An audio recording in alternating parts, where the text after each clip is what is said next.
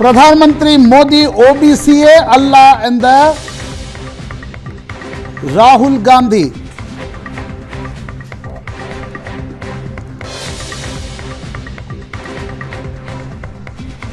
Narendra Modi OBC ಜಾತಿಯವರಲ್ಲ, ಹೀಗಾಗಿ ಜಾತಿ ಗಣತಿಗೆ ಒಪ್ಪಿಗೆ ಕೊಡುತ್ತಿಲ್ಲ ಎಂದು ಆರೋಪ ಮಾಡಿದ್ದ ರಾಹುಲ್ ಗಾಂಧಿ. ಮೈ ಪಿछड़ा ಹೂ ಎನ್ನುತ್ತಿದ್ದ ನರೇಂದ್ರ ಮೋದಿ ವಿರುದ್ಧ ರಾಹುಲ್ ಸಿಡಿಸಿದರು ಹೊಸ ಬಾಂಬ್. ಪ್ರಧಾನಿ ಮೋದಿ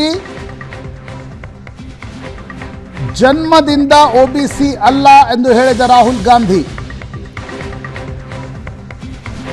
ಗುಜರಾತ್ನಲ್ಲಿ ನರೇಂದ್ರ ಮೋದಿ ಸಾಮಾನ್ಯ ವರ್ಗದಲ್ಲಿ ಹುಟ್ಟಿದವರು. ಬಿಜೆಪಿ ಸರ್ಕಾರ ನರೇಂದ್ರ ಮೋದಿ ಅವರ ಗಾಂಚಿ ಸಮುದಾಯವನ್ನ ಒಬಿಸಿ ಲಿಸ್ಟ್ನಲ್ಲಿ ಸೇರಿಸಿತ್ತು.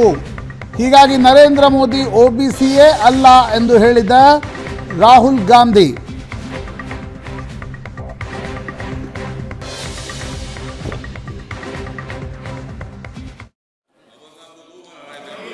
आदरणीय अध्यक्ष जी, कांग्रेस के हमारे साथियों को आजकल इस पर बहुत चिंता जताते हैं कि सरकार में ओबीसी कितने लोग हैं, कितने पद पर कहाँ, उसके हिसाब किताब करते रहते हैं। लेकिन मैं हैरान हूं, उनको इतना सबसे बड़ा ओबीसी नजर नहीं आता है। आंखें बंद करके बैठ जाते हैं। आदरणीय अध्यक्ष जी, जरा मैं ये दुनिया भर की चीजें करते हैं, मैं कहना चाहता हूं, ये क्लास है, ये यूपीए के समय एक एक्स्ट्रा कॉन्स्टिट्यूशनल बॉडी बनाई गई थी, जिसके सामने सरकार की कुछ नहीं चलती थी। नेशनल एडवाइजरी काउंसिल, जरा कोई निकाल करके देखे उसमें क्या कोई ओबीसी था क्या? जरा निकाल के देखिए, इतनी बड़ी बड़ी पावरफुल बॉडी बनाई थी और वो तो अपॉइंट कर रहे थे। मोदी जी कहते हैं भाषण में पार्लियामेंट में, एक सेकंड भैया, मोदी जी पार्लियामेंट में कहते हैं ओबीसी वर्ग को भागीदारी की क्या जरूरत, मैं ओबीसी हूं। सबसे पहले मैं आपको बताना चाहता हूं, नरेंद्र मोदी ओबीसी पैदा नहीं हुए थे। आप लोगों का भयंकर बेवकूफ बनाया जा रहा है। नरेंद्र मोदी जी ओबीसी नहीं पैदा हुए थे। नरेंद्र मोदी जी टेलीकास्ट के गुजरात में व्यक्ति पैदा हुए थे।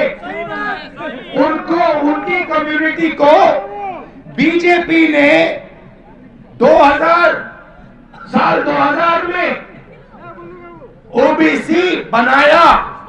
आपके प्रधानमंत्री ओबीसी नहीं पैदा हुए, आपके प्रधानमंत्री जनरल कास्ट पैदा हुए। मुझे बर्थ सर्टिफिकेट की कोई जरूरत नहीं है, पता मैं कैसे जानता हूं कि आपके प्रधानमंत्री ओबीसी पैदा नहीं हुए। ಇದೇ ವಿಷಯದ ಬಗ್ಗೆ ಇವತ್ತು ಮಾತಾಡ್ತೀವಿ. ಹಲವು ಜನ ಗಣ್ಯರು ನಮ್ಮ ಜೊತೆಗಿರ್ತಾರೆ. ಪ್ರಶಾಂತ್ ನನ್ನ ಕೊಲೀಗ್ ಜೊತೆಗಿದ್ದಾರೆ. ಪ್ರಶಾಂತ್ ಕಾರ್ಯಕ್ರಮಕ್ಕೆ ಸ್ವಾಗತ. ನಟರಾಜ್ ಗೌಡ ಅವರು ಕಾಂಗ್ರೆಸ್ನಿಂದ ನಮ್ಮೊಂದಿಗಿದ್ದಾರೆ, ವೆಂಕಟೇಶ್ ದೊಡ್ಡೇರಿ ಬಿಜೆಪಿಯಿಂದ ಇದ್ದಾರೆ. ಇಬ್ಬರು ಕೂಡ ಕಾರ್ಯಕ್ರಮಕ್ಕೆ ಸ್ವಾಗತ. ಸತೀಶ್ ನಾಯಕ್ ಅತಿ ಹಿಂದುಳಿದ ವರ್ಗಗಳ ಎಸ್ ನಿಮಗೂ ಕೂಡ ಕಾರ್ಯಕ್ರಮಕ್ಕೆ ಸ್ವಾಗತ. ರಘುನಾಥ್ ಹಿಂದುಳಿದ ವರ್ಗಗಳ ಮುಖಂಡರು ನಮ್ಮ ಜೊತೆಗೆ ನೇರ ಸಂಪರ್ಕದಲ್ಲಿ ಜಾಯ್ನ್ ಆಗಿದ್ದಾರೆ. ರಘುನಾಥ್ ಅವರು ತಮಗೂ ಕೂಡ ಕಾರ್ಯಕ್ರಮಕ್ಕೆ ಸ್ವಾಗತ. ಪ್ರಶಾಂತಿಂದಾನೇ ಚರ್ಚೆ ಶುರು ಮಾಡ್ತೀನಿ. ಪ್ರಶಾಂತ್, ಒಬ್ಬ ವ್ಯಕ್ತಿ ಯಾವ ಜಾತಿಯಲ್ಲಿ ಹುಟ್ಟಿದ ಅನ್ನುವಂಥದ್ದು ನಿಜವಾಗ್ಲೂ ಲೋಕಸಭಾ ಚುನಾವಣೆಯಲ್ಲಿ ಚರ್ಚೆ ಆಗೋಷ್ಟು ದೊಡ್ಡ ವಿಷಯನ ಆಗಬೇಕಾ ಅಥವಾ ಅನಿವಾರ್ಯವಾ? ನನಗನ್ಸುತ್ತೆ ಕಾಂಗ್ರೆಸ್ ಪಾರ್ಟಿ ಮತ್ತು ರಾಹುಲ್ ಗಾಂಧಿ ಕಳೆದ ಅನೇಕ ಬಾರಿ ಮಾಡ್ಕೊಂಡಿರ್ತಕ್ಕಂಥ ಗೂಫಪ್ನ ನಂತರವೂ ಕೂಡ ಪಾಠ ಕಲ್ತಿಲ್ಲ ಅನ್ನೋದು ಸ್ಪಷ್ಟವಾಗಿ ಕಾಣ್ತಾ ಇದೆ. ಅದು ಮೌತ್ ಕಾ ಸೌದಾಗರದಿಂದ ಶುರುವಾಗಿ ಚಾಯ್ವಾಲಾ ಇವೆಲ್ಲವೂ ನಡೆದ ನಂತರ ಈಗ ಚುನಾವಣೆಯ ಹೊತ್ತಿನಲ್ಲಿ Narendra Modi O B C ಅಲ್ಲ ಅಂತಕ್ಕಂಥ ಒಂದು ಪ್ರಾಯಶಃ ರಾಮ ಮಂದಿರದ ಒಂದು ಚರ್ಚೆಯ ನಂತರ ಚುನಾವಣೆಗೆ ಹೊಸ ಟ್ವಿಸ್ಟ್ ನೀಡುವ ಪ್ರಯತ್ನದ ಭಾಗವಾಗಿ ರಾಹುಲ್ ಗಾಂಧಿ ಈ ಸ್ಟೇಟ್ಮೆಂಟನ್ನು ಮಾಡಿದ್ದಾರೆ ಅಂತಕ್ಕಂಥದ್ದು ಸ್ಪಷ್ಟ. ನನಗೊಂದು ಅನಿಸುತ್ತೆ ನೋಡಿ, ರಾಹುಲ್ ಗಾಂಧಿ ಅಂತ ಒಬ್ಬ ರಾಷ್ಟ್ರೀಯ ಪಕ್ಷ ಯಾರು ಇದನ್ನು ಹೇಳ್ತಿದ್ದಾರೆ ಅನ್ನೋದು ಬಹಳ ಮುಖ್ಯ ಆಗುತ್ತೆ. ಎಸ್, ಇದನ್ನು ಲಾಲು ಯಾದವ್ ಏನೋ ಹೇಳಿದರು, ಸಿದ್ದರಾಮಯ್ಯನವರು ಹೇಳಿದರು ಅಂತ ಅಂದ್ಕೊಳ್ಳೋಣ. ಹಿಂದುಳಿದ ವರ್ಗದ ನಾಯಕರು ಅಂತ ಅವರನ್ನು ದೇಶ ಗುರುತಿಸುತ್ತೆ, ರಾಜ್ಯ ಗುರುತಿಸುತ್ತೆ, ಜನ ಗುರುತಿಸ್ತಾರೆ. ಅವರು ಯಾವುದೋ ಭರದಲ್ಲಿ ಇಲ್ಲ ಇವ್ರದ್ದು ಮೊದಲಿಗೆ OBC ಲೀಸ್ಟಲ್ಲಿ ಇರಲಿಲ್ಲ, ನಂತರ ಲೀಸ್ಟ್ನಲ್ಲಿ ಸೇರಿಸಲಾಯಿತು ಅಂತಕ್ಕಂಥದ್ದನ್ನು ಹೇಳಿದರೆ ಸ್ವಲ್ಪ ಮಟ್ಟಿಗೆ ಒಪ್ಕೊಳ್ಬೋದೇನೋ. ನಿಮ್ಮ ಕ್ರೆಡೆನ್ಷಿಯಲ್ಸೇ ಪರಿವಾರದ ನಂತರ ಪರಿವಾರ, ಪರಿವಾರದ ನಂತರ ಪರಿವಾರ ಅಂತಕ್ಕಂಥ ರೀತಿಯಲ್ಲಿ ಅಧಿಕಾರ ಹಿಡಿದುಕೊಂಡು ಬಂದು ಕಾಂಗ್ರೆಸ್ ಪಕ್ಷ ದಲಿತರ ಉದ್ಧಾರ ಮಾಡುತ್ತೆ, ಮುಸ್ಲಿಮರ ಉದ್ಧಾರ ಮಾಡುತ್ತೆ, ನೇತೃತ್ವ ಗಾಂಧಿಯವ್ರದಿತ್ತೆ ಅಂತಕ್ಕಂಥದ್ದು ನೀವು ಈಗ ಹೇಳ್ಕೊಂಡು ಬಂದು 75 ವರ್ಷಗಳ ನಂತರ ಅವರು OBC ಅಲ್ಲ ಅನ್ನುವ ಅಂದರೆ ಯಾವಾಗ ಅದು 10 ವರ್ಷ ಅವರು ಪ್ರಧಾನಮಂತ್ರಿ ಆದ ಮೇಲೆ ಅವರು OBC ಅಲ್ಲ ಅನ್ನೋದು ಹೌ ಡಸ್ ಇಟ್ ಮ್ಯಾಟರ್? ಈಗ ದೇವರಾಜ ಅರಸರು ಅರಸು ಮನೆತನಕ್ಕೆ ಸೇರಿದ್ರು, ನಂತರ ಅವ್ರನ್ನ ಹಿಂದುಳಿದ ಪಟ್ಟಿಯಲ್ಲಿ ಸೇರಿಸಲಾಯಿತು ಅನ್ನುವ ಕಾರಣಕ್ಕೋಸ್ಕರ ಅವರು ಮಾಡಿರ್ತಕ್ಕಂಥ ಹಿಂದುಳಿದ ವರ್ಗದ ಕೆಲಸವನ್ನು ದೇಶ ನೆನಪಿಸ್ಕೊಳ್ಳಲ್ವಾ? VP ಸಿಂಗ್, ಕರ್ನಾಟಕದ ಹಿಂದುಳಿದ ವರ್ಗಗಳ ನಾಯಕ ಯಾರು? ದೇವರಾಜ ಅರಸರ ಹೆಸರು VP ಸಿಂಗ್, ಎಸ್, ಬಿಂದೇಶ್ವರ್ ಮಂಡಲ್ ಚಳುವಳಿಯ ವರದಿ ಫ್ರಿಜ್ ಅಥವಾ ಕಪಾಟ್ ಸೇರ್ಕೊಂಡಿದ್ದಾಗ, ಧೂಳು ಮೆತ್ತಿದಾಗ 1990ರಲ್ಲಿ ಅದು ಕಮಂಡಲ್ ಪಾಲಿಟಿಕ್ಸ್ ಪಕ್ಕದಲ್ಲಿಡಿ ಒಬ್ಬ ರಜಪೂತ ಸಮುದಾಯದ ವ್ಯಕ್ತಿ ಬಂದು ಅದನ್ನು ಧೂಳಿನಿಂದ ಕೆಡವಿ ಮಂಡಲ್ ಆಯೋಗದ ವರದಿಗೆ ಒಂದು ಹೊಸ ವೇಗವನ್ನು ನೀಡಿದ ವ್ಯಕ್ತಿಯನ್ನು ರಜಪೂತರು ಅನ್ನುವ ಕಾರಣಕ್ಕೋಸ್ಕರ ನೀವು ಅವರನ್ನು ಪಕ್ಕದಲ್ಲಿಡ್ತೀರ, ರಾಜಮನೆತನದವರು ಅನ್ನುವ ಕಾರಣಕ್ಕೋಸ್ಕರ ನೀವು ಅವರನ್ನು OBCಗೋಸ್ಕರ ಕೆಲಸ ಮಾಡಲಿಲ್ಲ ಅಂತಕ್ಕಂಥದ್ದನ್ನು ಹೇಳ್ತೀರಾ? ಅಂದರೆ ನನಗನ್ಸುತ್ತೆ ನೋಡಿ, ತುಂಬ ಹಾಸ್ಯಾಸ್ಪದವಾಗಿರ್ತಕ್ಕಂಥ ಹೇಳಿಕೆ ಅಂತ ನನಗನ್ನಿಸ್ತು. ಪ್ರಧಾನಿಯಾಗಿ 10 ವರ್ಷ 2 ಚುನಾವಣೆ ಗೆದ್ದ ಮೇಲೆ ರಾಹುಲ್ ಗಾಂಧಿ, ಅದು ಗಾಂಧಿ ಕುಟುಂಬದ ಒಬ್ಬ ವ್ಯಕ್ತಿ ಬಂದು ಇವರು OBC ಅಲ್ಲ, ಇವರು OBC ಯಾಕಲ್ಲ ಅಂದರೆ ಇವ್ರು ಜಾತಿ ಗಣತಿಗೆ ಒಪ್ಪಿಗೆ ಕೊಡ್ತಾ ಇಲ್ಲ ಅನ್ನೋದು ಹೇಳೋದೇ ಹಾಸ್ಯಾಸ್ಪದ ಅನ್ನಿಸ್ತು. ನೀವು 1947ರಿಂದ 1978ರವರೆಗೆ, ನಂತರ 80ರಿಂದ 89ರವರೆಗೆ, 91ರಿಂದ 96ರವರೆಗೆ, 2004ರಿಂದ 14ರವರೆಗೆ ದೇಶದಲ್ಲಿ ಕಾಂಗ್ರೆಸ್ ಅಧಿಕಾರದಲ್ಲಿತ್ತು. 1931ರಲ್ಲಿ ನಡೆದಿರ್ತಕ್ಕಂಥ ಜಾತಿ ಗಣತಿಯ ನಂತರ ಬಹಳಷ್ಟು ವರ್ಷಗಳ ಕಾಲ ನೀವು ಅಧಿಕಾರದಲ್ಲಿದ್ದರೆ. 2011ರಲ್ಲಿ UPA ಸರ್ಕಾರ ಇತ್ತು. ಸರಿಯಪ್ಪ, ನಿಮ್ಮ ಅಜ್ಜ ತಾತ ಅಜ್ಜಿ ಅವ್ರಿಗೆ ಅನ್ನಿಸ್ಲಿಲ್ಲ ಅಂತ ಅಂದ್ಕೊಳ್ಳೋಣ. ನಿಮ್ಮ ಕೈಯಲ್ಲೇ ಅಧಿಕಾರ ಇತ್ತಲ್ಲ 2004ರಿಂದ 14ರವರೆಗೆ. You are member of parliament, you are literally running the Congress party. ನೀವ್ಯಾಕೆ 2011ರಲ್ಲಿ ಜಾತಿ ಗಣತಿಗೆ ಅನುಮತಿಯನ್ನು ಕೊಡಲಿಲ್ಲ? ಅಂದರೆ ಈ ಎಲ್ಲ ಪ್ರಶ್ನೆಗಳು ಸ್ವಾತಂತ್ರ್ಯ ಬಂದ ನಂತರ ಜಾತಿ ಗಣತಿ ವಿಷಯದಲ್ಲಿ ಒಂದು ಪ್ರಿನ್ಸಿಪಲ್ ಸ್ಟ್ಯಾಂಡ್ ತಗೊಂಡ್ರಲ್ಲ, ಜಾತಿ ಗಣತಿ ಆಗಬಾರ್ದು, ಬಿರುಕು ಕ್ರಿಯೇಟ್ ಆಗುತ್ತೆ. ಪಂಡಿತ್ ನೆಹರು ಅವ್ರಿಗೆ ಇಷ್ಟ ಇರಲಿಲ್ಲ, ದಿನಗಳಲ್ಲೂ ಆಗಲಿಲ್ಲ. ಈಗ ಅದು ನಾನು ಹೇಳಿ ನೋಡಿ, ನೀವು ಸ್ಟ್ಯಾಂಡನ್ನು ಚೇಂಜ್ ಮಾಡಬಾರ್ದು, ಈಗ ಜಾತಿ ಗಣತಿ ಕೇಳಬಾರ್ದು ಅಂತಕ್ಕಂಥದ್ದನ್ನು ಯಾರು ಹೇಳಲ್ಲ. ಸರಿಯಪ್ಪ, ನಿಮಗೆ ಜ್ಞಾನೋದಯ ಆಯಿತು, ಜಾತಿ ಗಣತಿ ನಡಿಬೇಕು. ಬಟ್ ಜನಗಣತಿ ನಡೆಯುವಾಗ ಜಾತಿ ಗಣತಿ ನಡಿಬೇಕು ಇಲ್ವೋ ಅಂತಕ್ಕಂಥದ್ರ ಬಗ್ಗೆ ಒಂದು ಚರ್ಚೆ ನಡೆಯುತ್ತೆ, ದೇಶದಲ್ಲಿ ನಡೆಯಲಿ. ಕರೆಕ್ಟ್. ಅದರ ಮೂಲಕ ಹೋಗಿ ನೀವಿಲ್ಲ OBCಯ ಫಸ್ಟ್ ಏನು ಹೇಳಿದ್ರಿ, ಇಲ್ಲ OBCಯ ಅಧಿಕಾರಿಗಳಿಲ್ಲ ಅಂತಕ್ಕಂಥದ್ದು. ನಂತರ ಈಗ ಹೇಳ್ತಾ ಇದ್ದೀರಿ ಇಲ್ಲ ಅವರು ಪ್ರಧಾನಮಂತ್ರಿ OBCಯೇ ಅಲ್ಲ ಅಂತಕ್ಕಂಥದ್ದು. ಎಷ್ಟು ಜಾತಿಗಳು ಈ ದೇಶದಲ್ಲಿ ತದನಂತರದ ಅವಧಿಯಲ್ಲಿ ನೋಡಿ, ಈ ಜಾತಿಯನ್ನು ಹಿಂದುಳಿದ ಪಟ್ಟಿಗೆ ಸೇರಿಸೋದು ಇದೆಲ್ಲ ನಡೆದಿದ್ದು ಯಾವಾಗ? ಪೊಲಿಟಿಕಲ್ ಕಾರಣದಿಂದ ಅನೇಕ ಜಾತಿಗಳು ಸೇರಿಕೊಂಡು ಅನೇಕ ಜಾತಿಗಳು ಉಳ್ಕೊಂಡ್ವು. ಗಾಂಚಿ ಸಮುದಾಯ ಅಂದರೆ ಏನು? ಗಾಣಿಗ ಸಮುದಾಯ. ಕರ್ನಾಟಕದಲ್ಲಿ ಗಾಣಿಗ ಸಮುದಾಯ ಎಲ್ಲಿದೆ? ಹಿಂದುಳಿದ ವರ್ಗದ ಪಟ್ಟಿಯಲ್ಲಿದೆ. BJ ಪುಟ್ಟಸ್ವಾಮಿ ಇದ್ರಲ್ಲ, ಯಾವ ಸಮುದಾಯಕ್ಕೆ ಸೇರಿದವರು? ಗಾಣಿಗ ಸಮುದಾಯಕ್ಕೆ ಸೇರಿದವರು. ಈಗ ನೀವು ಯಾವುದೋ ಒಂದು ಕಾರಣಕ್ಕೆ ಅವರು OBC ಅಲ್ಲ ಅಂತಕ್ಕಂಥ ಹೇಳಿಕೆಯನ್ನು ನೀಡೋದು, ಅದು 10 ವರ್ಷಗಳಾದ ಮೇಲೆ, ಅದು ರಾಹುಲ್ ಗಾಂಧಿಯ ಹೇಳಿಕೆ ನೀಡ್ತಕ್ಕಂಥದ್ದು ಹಾಸ್ಯಾಸ್ಪದ ಅಂತ ನನಗಂತ. ಇದರಿಂದ ಕಾಂಗ್ರೆಸ್ ಪಾರ್ಟಿಗೆ ಏನೋ ಲಾಭ ಆಗತ್ತೆ ಅಂತ ನನಗನ್ನಿಸ್ತಾ ಇಲ್ಲ. ನೀವು ಜಾತಿ ಗಣತಿಯ ಪ್ರಶ್ನೆಯನ್ನು ಎತ್ತಲೇಬೇಕಾದ್ರೆ ನಿಮ್ಮ ಬದ್ಧತೆಯನ್ನು ಕರ್ನಾಟಕದಲ್ಲಿ ತೋರಿಸಿ, ನಿಮ್ಮ ಬದ್ಧತೆಯನ್ನು ಕರ್ನಾಟಕದಲ್ಲಿ ತೋರಿಸಿ. ಜಾತಿ ಗಣತಿ ಈಗೇನು ಸೋಷಿಯೋ ಎಕನಾಮಿಕ್ ಸರ್ವೆ ಆಗಿದೆ, ಅದನ್ನು ನೀವು ಅಧಿಕಾರಕ್ಕೆ ಬಂದ 1 ತಿಂಗಳಲ್ಲಿ ಅದನ್ನು ಎಕ್ಸೆಪ್ಟ್ ಮಾಡಿ ತೋರಿಸಿ. ಬರೀ ಎಕ್ಸೆಪ್ಟ್ ಮಾಡೋದಲ್ಲ, ಅದನ್ನು ಲಾಗು ಮಾಡಿ ತೋರಿಸಿ. ಬರೀ ಪೊಲಿಟಿಕಲ್ ರೀಸನ್ಸ್ಗೋಸ್ಕರ ಈಗಂದರೆ ಪಂಡಿತ್ ನೆಹರು ಬ್ರಾಹ್ಮಣರಾಗಿದ್ದರು, ಕಾಂಗ್ರೆಸ್ ಕ್ಲೇಮ್ ಮಾಡುತ್ತೆ, ಇಲ್ಲ ನಾವು ದಲಿತರ ಉದ್ಧಾರವನ್ನು ನಮ್ಮ ದೇಶದಲ್ಲಿ ಯಾರಾದರೂ ಮಾಡಿದರೆ ನಾವು ಮಾಡಿದ್ವಿ, ಹಿಂದುಳಿದ ವರ್ಗದ ಉದ್ಧಾರ ನಾವು ಮಾಡಿದ್ವಿ, ಮುಸ್ಲಿಮರ ಉದ್ಧಾರವನ್ನು ನಾವು ಮಾಡಿದ್ವಿ, ಮೇಲ್ಜಾತಿಗಳು ಬ್ರಾಹ್ಮಣರೇ ಬಹುತೇಕ ರಾಜ್ಯಗಳ ಮುಖ್ಯಮಂತ್ರಿಗಳಾಗಿರ್ತಿದ್ರು, ಈಗ ಮೇಲ್ಜಾತಿಗಳನ್ನು ನಾವೇ ಪ್ರತಿನಿಧಿಸ್ತಾ ಇದ್ವಿ. ಬರೀ ಜಾತಿಯಿಂದ ಆತನ ಜಾತಿಯನ್ನು ಮಾತ್ರ ಮುಖ್ಯಮಂತ್ರಿಗಳು ಪ್ರಧಾನಮಂತ್ರಿಗಳು ಪ್ರತಿನಿಧಿಸ್ತಾರೆ ಅನ್ನೋ ಕ್ಲೇಮ್ ಶುರು ಮಾಡಿದರೆ ಪಾಲಿಟಿಕ್ಸ್ನಲ್ಲಿ ಆ ಕ್ಲೇಮಿಗೆ ಎಂಡ್ ಇರಲ್ಲ. ನಟರಾಜಗೌಡ್ರೆ, ಎಂಥ ಡಿಸ್ಓರಿಯೆಂಟೆಡ್ ಥಾಟ್ ಪ್ರೊಸೆಸ್ ಅಂತಂದರೆ ಇದು. ಇಲ್ಲ, ಏನಾಗಿದೆ ಅಂದರೆ ನರೇಂದ್ರ ಮೋದಿ ಯಾವ ಜಾತಿಯಲ್ಲಿ ಜನಿಸಿದರು ಅನ್ನೋದನ್ನ ಇಲೆಕ್ಷನ್ ಇಶ್ಯೂ ಮಾಡಬೇಕು ಅನ್ನೋ ಮಟ್ಟಿಗೆ ಬಂದು ನಿಂತ್ಕೊಂಡ್ರ. ಈಗ ನರೇಂದ್ರ ಮೋದಿಯವರು ಕರ್ಪೂರಿ ಠಾಕೂರ್ ಅವ್ರಿಗೆ ನಾನು ಭಾರತ ರತ್ನ ಕೊಟ್ಟಿದ್ದೀನಿ, ಅವ್ರು OBC, ಕಾಂಗ್ರೆಸ್ ಅವ್ರಿಗೆ ಗೌರವ ಕೊಟ್ಟಿರಲಿಲ್ಲ, ನಾನು OBCಗೆ ಗೌರವ ಕೊಟ್ಟಿದ್ದೀನಿ, ನಾನೇ ದೊಡ್ಡ OBC ಅಂತ ಅವರೇ ಎದೆತಟ್ಟಿ ಹೇಳ್ಕೊತಾ ಇದ್ದಾರೆ. ಆಯಿತಾ? ಇದು ಜಾತಿ ಅನ್ನೋದು ಈಗ OBCಗಳು ನಾವೇನಂದರೆ ಜಾತಿ ಜನಗಣತಿ ಆಗಬೇಕು, BJP ಅದಕ್ಕೆ ವಿರುದ್ಧವಾಗಿದೆ. ಇಲ್ಲಿ ಕರ್ನಾಟಕದಲ್ಲಿ ಬಿಹಾರದಲ್ಲಿ ಏನು ಸರ್ವೆಗಳಾಗಿದೆ ಅದನ್ನು ಬಿಡುಗಡೆ ಮಾಡಲಿಕ್ಕೆ BJPಯ ಸಹಮತ ಇದೆಯಾ? ಸಹಮತ ಇಲ್ಲ.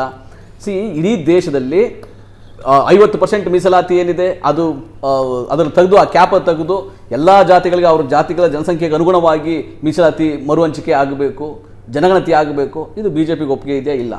ಮೋದಿಯವರು ನಿಮ್ಗೆ ಒಪ್ಪಿಗೆ ಇತ್ತು ಅಧಿಕಾರದಲ್ಲಿದ್ದಾಗ? ನಮ್ಗೆ ಇವಾಗ ಒಪ್ಪಿಗೆ ಇದೆ.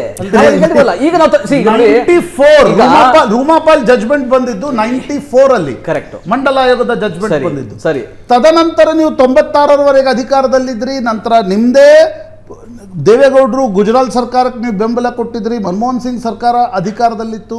ನೀವು 50% ಕ್ಯಾಪನ್ನು 50% ಕ್ಯಾಪನ್ನು ಸರ್ಕಾರ ಹಾಕಿದೆ, ಕೋರ್ಟ್ ಹಾಕಿದೆ. ಈಗ ಸರ್ಕಾರ ಇಲ್ಲ, ಸಂಸತ್ತು ತೀರ್ಮಾನ ಮಾಡಬಹುದು, ಕ್ಯಾಪನ್ನು ತೆಗಿಬಹುದು. ಸಂಸತ್ತಿಗೆ ಅಮೆಂಡ್ಮೆಂಟ್ ತಂದ್ರು ಜುಡಿಷಿಯಲ್ ರಿವ್ಯೂ ಅಧಿಕಾರ ಕೋರ್ಟ್ಗಿಲ್ಲ. ಕಾನ್ಸ್ಟಿಟ್ಯೂಷನ್ ನೀವು 68% ಈಗ ಮಹಾರಾಷ್ಟ್ರದಲ್ಲಿ ಮರಾಠಿಗೆ 15% ಮೀಸಲಾತಿಯ ನಿರ್ಣಯವನ್ನು ಮಹಾರಾಷ್ಟ್ರ ಸರ್ಕಾರದೇ BJP ಸರ್ಕಾರ ತೆಗೆದುಕೊಂಡಿತ್ತು. 50% ಕ್ಯಾಪ್ ಹೋಯ್ತು.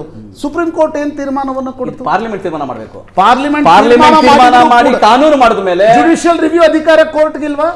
ಜುಡಿಷಿಯಲ್ ರಿವ್ಯೂ ಇರ್ಬೋದು, ಕೋರ್ಟ್ ಕೂಡ ಒಪ್ಪುತ್ತದೆ. ಏನ್ ಪಾರ್ಲಿಮೆಂಟ್ ತೀರ್ಮಾನ ಮಾಡುತ್ತೆ, ಏನ್ ಕಾನೂನನ್ನು ಮಾಡುತ್ತೆ, ಕೋರ್ಟ್ ಕೂಡ ಜುಡಿಷಿಯಲ್ ಅಪಾಯಿಂಟ್ಮೆಂಟ್ ಕಮಿಷನ್ ಅನ್ನ ಮಾಡಬಹುದು. ರಿವ್ಯೂ ಮಾಡಾದ್ರೂ ಒಪ್ಕೊಬೇಕಾಗುತ್ತದೆ. ಅಲ್ರಿ ನಟರಾಜಗೌಡ್ರೆ, ಈ ಸಲದ 2024 ಲೋಕಸಭಾ ಚುನಾವಣೆ 3 ತಿಂಗಳಿರುವಾಗ ಏಕಾಏಕಿ ಜಾತಿ ಗಣತಿ ತಲೆಯಲ್ಲಿ ಬಂತಲ್ವಾ ಬಿಹಾರದಲ್ಲಿ? ಇಲ್ಲ, ಒಂದೇನಾಗಿದೆ ಗೊತ್ತಾ, ಈ ಕಳೆದ 10 ವರ್ಷಗಳಿಂದ ಇಡೀ ದೇಶದಲ್ಲಿ ಕಾಂಗ್ರೆಸ್ ಪಕ್ಷ ಗಮನಿಸ್ತಾ ಇರ್ತಕ್ಕಂಥದ್ದು ಏನಂದ್ರೆ, ಈ ಅಸಮಾನತೆ ಜಾಸ್ತಿ ಆಗ್ತಾ ಇದೆ. ಈ ಸಮಯದಲ್ಲಿ ಪ್ರತಿಯೊಂದು ಜಾತಿಯ ಜನಗಣತಿಯಾಗಿ ಆ ಜಾತಿಗಳಿಗೆ ಅನುಕೂಲ ತಕ್ಕಂತವಾದ ಒಂದು ಯೋಜನೆಗಳನ್ನ ಮತ್ತೆ ಅವ್ರಿಗೆ ಸಂಪನ್ಮೂಲವನ್ನ ಮರು ಹಂಚಿಕೆ ಆಗಬೇಕು ಅನ್ನೋ ತೀರ್ಮಾನಕ್ಕಾಗಿ ಈ ತರ ಜಾತಿ ಜನಗಣತಿಯ ಅಗತ್ಯ ಇದೆ ಅಂತ ಹೇಳ್ತಾ ಇರೋದು. ಅದು ಅಗತ್ಯ ಇದೆಯಾ ಇಲ್ವಾ? 2014 ತನಕ ಅವಶ್ಯಕತೆ ಇರಲಿಲ್ಲ, ಅದ್ರ ಹೋಗ್ಲೂ ಇತ್ತು. ಈಗ 2010 ನಾವೇನ್ ಮಾಡಿದ್ವಿ, ಈಗ ನೆನಪಾಗ್ಲಿಲ್ಲ. ಈಗ ಮಹಿಳಾ ಮೀಸಲಾತಿ ತಗೊಂಬರ್ಲಿಕ್ಕೆ ಪ್ರಯತ್ನ ಮಾಡಿದ್ವಿ. ರಾಜ್ಯಸಭೆಯಲ್ಲಿ ಅದು ಆಯ್ತು, ಅದು ಪ್ರಪೋಸ್ ಆಯ್ತು, ರಾಜ್ಯಸಭೆಯಲ್ಲಿ ಅನುಮತಿ ಕೂಡ ಆಯ್ತು. ಆದ್ರೆ ಲೋಕಸಭೆಯಲ್ಲಿ ಬಿದ್ದೋಯ್ತು. ಸಮಾಜವಾದಿ ಪಾರ್ಟಿ ಬೇರೆ ಪಾರ್ಟಿಗಳು ಒಪ್ಪಲಿಲ್ಲ. ಅಲ್ಲಿ ನಮ್ದು ತಪ್ಪೇನಿದ್ ಗೊತ್ತಾ? We regret. ಇವತ್ತು ಕೂಡ ರಾಹುಲ್ ಗಾಂಧಿ ಹೇಳಿದ್ದಾರೆ, ವಿ ರಿಗ್ರೆಟ್. ಆ 33% ಅಲ್ಲೂ ಕೂಡ ನಾವು OBC ಅವರಿಗೆ ಮೀಸಲಾತಿಯನ್ನು ಕಲ್ಪಿಸಬೇಕಾಗಿತ್ತು, ನಾವು ಮಾಡೋಕ್ಕಾಗಿಲ್ಲ, ನಾವು ಅದನ್ನ ಪಾಸ್ ಮಾಡ್ಬೋದಾಗಿತ್ತು ಅವಾಗಲೇನೆ. ಇವಾಗ ಆದ್ರೂ ಕೂಡ ನಾವು ನಮ್ಮ ಅಧಿಕಾರಕ್ಕೆ ಬಂದ್ರೆ ಇಮಿಡಿಯೇಟ್ ಆಗಿ 33% ಡೇ 1 ಇಂದನೇ ಮೀಸಲಾತಿ ತಗೊಂಡ್ಬರ್ತೀವಿ. ಮಹಿಳಾ ಮೀಸಲಾತಿನೂ ಅದರೊಳಗೂ ಕೂಡ ರಿಸರ್ವೇಷನ್ OBC ಅವರಿಗೆ ಎಷ್ಟು ಅಂತ ಅದರಲ್ಲೂ ಒಳ ಮೀಸಲಾತಿ ಕೂಡ ತಗೊಂಡ್ಬರ್ತೀವಿ. ಇದು ಅಗತ್ಯ ಇದೆ. ಈ ಸಮಯದಲ್ಲಿ ಈ ಕರ್ನಾಟಕದಲ್ಲಿ ಅಧಿಕಾರದಲ್ಲಿ ಇದೀರಿ, ಕರ್ನಾಟಕದಲ್ಲಿ ಕೊಡ್ರಿ ಒಂದು ಸರ್ವೆ ಆಗಿದೆ, ಅದು ಸರ್ವೆ ಆಗಿದೆ. ಕರ್ನಾಟಕದಲ್ಲಿ ಒಳ ಮೀಸಲಾತಿ ಪೆಂಡಿಂಗ್ ಇದೆ. ನೀವು ವಿರೋಧಿಸ್ತಾ ಇದ್ದೀರಾ ಅದನ್ನ? ಅಲ್ಲ, ಅದನ್ನ ಮುಖ್ಯಮಂತ್ರಿಗಳಿಗೂ ನಾವು ಸರಿಯಾಗಿ ಆಗಿಲ್ಲ ಅಂತಿದ್ದೀರಿ. ಸರ್ವೆ ಆಗಿದೆಯಲ್ಲ, ಕಂಪ್ಲೀಟ್ ಸರ್ವೆ ಆಗಿಲ್ಲ ಅಂತ ಹೇಳಿದೀವಿ. ಅದನ್ನ ಮುಖ್ಯಮಂತ್ರಿಗಳು ಕೂಡ ಒಪ್ಕೊಂಡು ಮರುಪರಿಶೀಲನೆ ಮಾಡ್ತಾ ಇದ್ದಾರೆ. ಒಂದು ನಾವೇನ್ ಹೇಳ್ತೀವಿ ಗೊತ್ತಾ, ಮಧ್ಯಪ್ರದೇಶದಲ್ಲಿ ಯಾವುದೋ ಒಂದು ದಲಿತ ಬಾಲಕನ ಮೇಲೆ ಒಬ್ಬ BJP ನಾಯಕ ಮೂತ್ರ ವಿಸರ್ಜನೆ ಮಾಡ್ತಾನೆ. ಅವಾಗ ಪ್ರಧಾನಮಂತ್ರಿಗಳು ಹೇಳ್ತಾರೆ, ಆ ದಲಿತ ಅಲ್ಲ, ಹಿಂದುಳಿದ ಅಲ್ಲ, ಯಾವುದೂ ಇಲ್ಲ, ದೇಶದಲ್ಲಿ ಇರೋದೇ ಒಂದೇ ಜಾತಿ, ಬಡವರು ಅಂತ ಮಾತ್ರ ಜಾತಿ ಅಂತ. ಆದರೆ ಅವರ ವಿಷಯಕ್ಕೆ ಬಂದಾಗ ನಾನು OBC, ಠಾಕೂರ್ ಅವರು OBC, ಈ ರೀತಿ ಹೇಳ್ಕೊಂಡ್ ಬರ್ತಾರೆ. ರಾಷ್ಟ್ರಪತಿಗಳಿಗೆ ಗೌರವ ಕೊಡೋದಿಲ್ಲ ಅವರು, ಪಾರ್ಲಿಮೆಂಟ್ ಇನಾಗ್ರೇಷನ್ ಕರೆಯೋದಿಲ್ಲ ಅವರು. ಯಾಕೆ? ಅವರು ಮಹಿಳೆ ಅಂತ, ಬುಡಕಟ್ಟು ಜನಾಂಗದ ಮಹಿಳೆ ಅಂತ. ಈ ತಾರತಮ್ಯ ದೇಶದಲ್ಲಿದೆ. ದಿಕ್ಕೆಟ್ಟು ಹೋಗ್ಬಿಟ್ಟಿದ್ದೀರಿ ನೀವು. ಏನ್ ಮಾಡಬೇಕು, ಏನು ಮಾತಾಡಬೇಕು, ಏನು ಅರ್ಥ ಆಗದೆ. ಏನು ಅರ್ಥ ಏನ್ ಗೊತ್ತಾ, ಲೋಕಸಭೆಯಲ್ಲಿ ಅಧಿಕಾರಕ್ಕೆ ಬಂದ್ರೆ ನಾವು ಜಾತಿ ಗಣತಿ ಮಾಡಿಸ್ತೀವಿ, ಖಂಡಿತ ಮಾಡಿಸ್ತೀವಿ. ಇಲ್ಲಿ ಜಾತಿ ಆಧಾರಿತ ಒಂದು ಸಮೀಕ್ಷೆ ಆಗಿದೆ. ಸಮೀಕ್ಷೆನ ಅಕ್ಸೆಪ್ಟ್ ಮಾಡ್ಕೊಳ್ಳಿ ಅಂತಂದ್ರೆ ಮಾಡ್ಕೋಬೇಕಾ ನೀವು ಹೇಳಿ? ಅದು ಆರ್ಥಿಕ ಸಮೀಕ್ಷೆ ಅಂತ ಇದು. ಎಂಟು ಎಂಟು ತಿಂಗಳು ಆಯ್ತು ಅದಕ್ಕೆ accept ಮಾಡ್ಕೋಬೇಕಾ ಅದು ಇಲ್ಲಿ? ಜಾತಿ ಸಮೀಕ್ಷೆ ಅದನ್ನ ಅಕ್ಸೆಪ್ಟ್ ಮಾಡ್ಕೋಬೇಕಾ? ಅದು ಆರ್ಥಿಕ ಸಮೀಕ್ಷೆ ಅದು ಅಕ್ಸೆಪ್ಟ್ ಮಾಡ್ಕೋಬೇಕೇನ್ರಿ? ಅದು- ಯಾವ ಜಾತಿಯವ್ರು ಎಷ್ಟಿದ್ದಾರೆ ಅಂತ ಗೊತ್ತಾಗುತ್ತೆ ಅದ್ರಲ್ಲಿ. ರಿವ್ಯೂ ಮಾಡಿ ಅಕ್ಸೆಪ್ಟ್ ಮಾಡ್ಕೋಬೇಕು.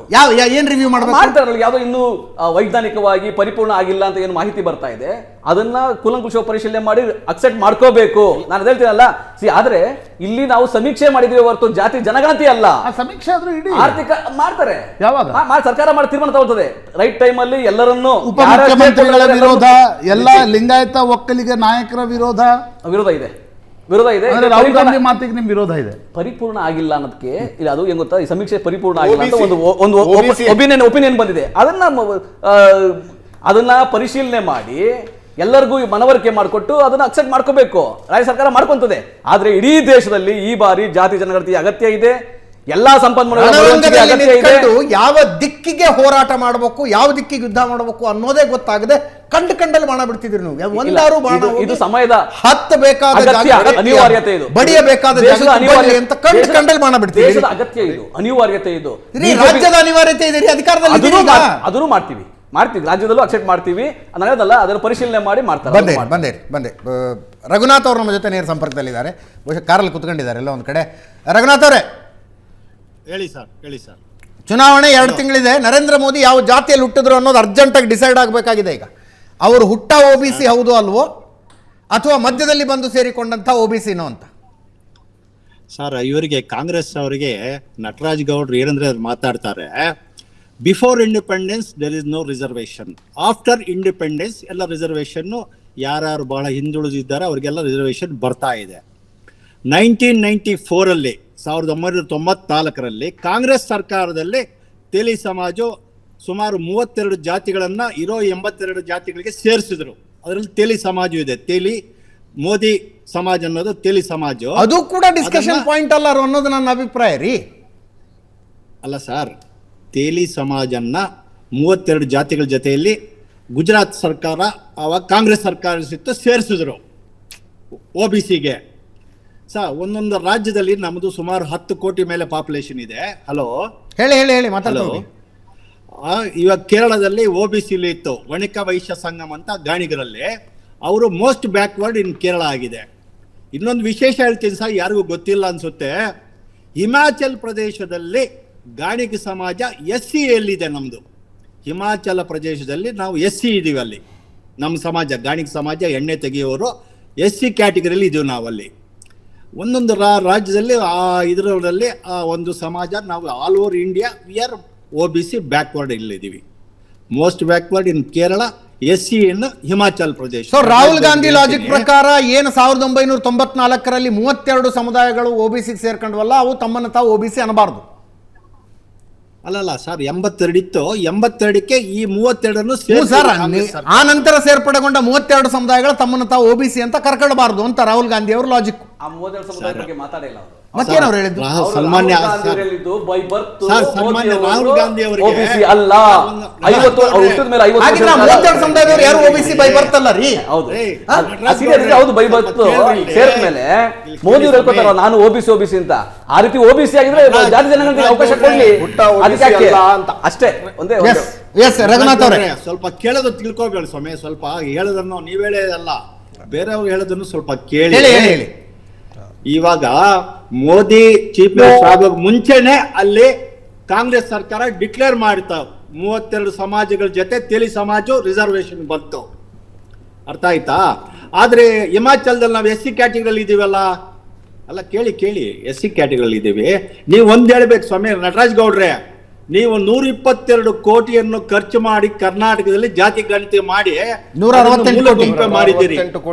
ನೀವು ಕಾಂಗ್ರೆಸ್ ಅವರು ಯಾವತ್ತು OBCಗಳ ಪರವಾಗಿಲ್ಲ. OBC ವಿರೋಧಿಗಳು ಕಾಂಗ್ರೆಸ್, OBC ವಿರೋಧಿಗಳು ಕಾಂಗ್ರೆಸ್. ಆದ್ರೆ 122 ಕೋಟಿ ಖರ್ಚು ಮಾಡಿ ನೀವು ಯಾಕೆ ಪೆಂಡಿಂಗ್ ಇಟ್ಟಿದ್ದೀರಿ? ಅದಕ್ಕೆ ಆನ್ಸರ್ ಕೊಡಿ. ಯಾಕೆ ಅನೌನ್ಸ್ ಮಾಡಲಿಲ್ಲ ನೀವು?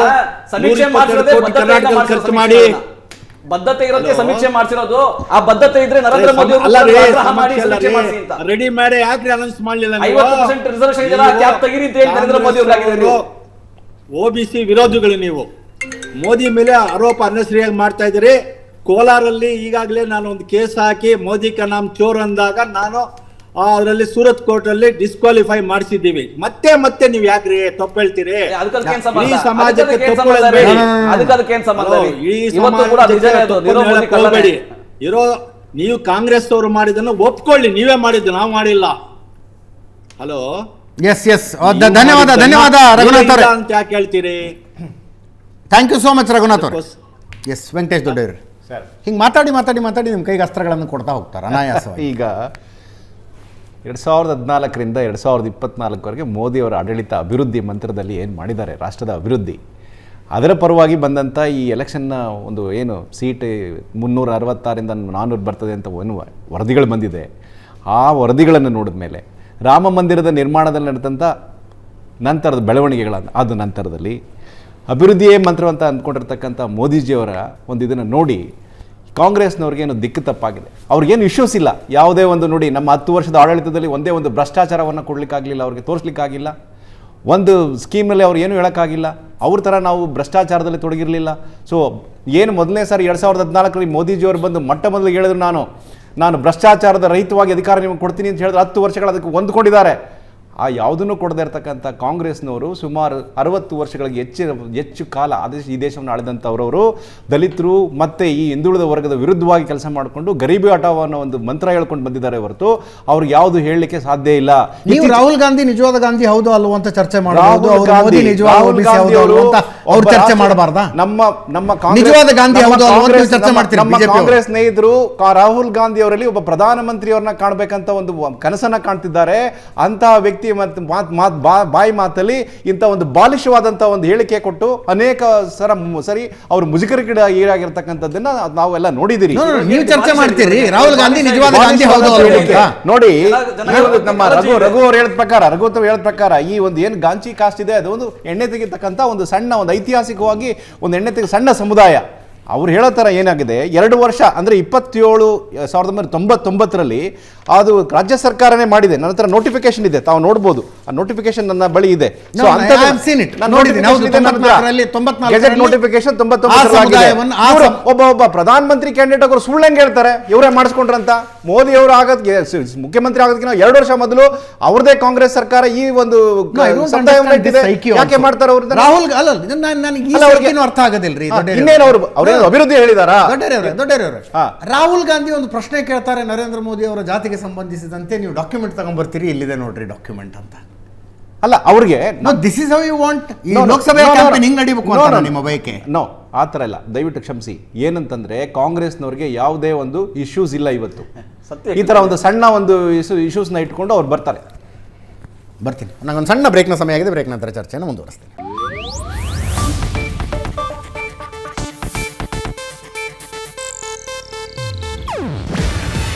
ಇದು ಏಷ್ಯಾನೆಟ್ ನ್ಯೂಸ್ ನೆಟ್ವರ್ಕ್ ಪ್ರಸ್ತುತಿ. ನೀವು ನೋಡ್ತಿದ್ದೀರಾ ಏಷ್ಯಾನೆಟ್ ಸುವರ್ಣ ನ್ಯೂಸ್.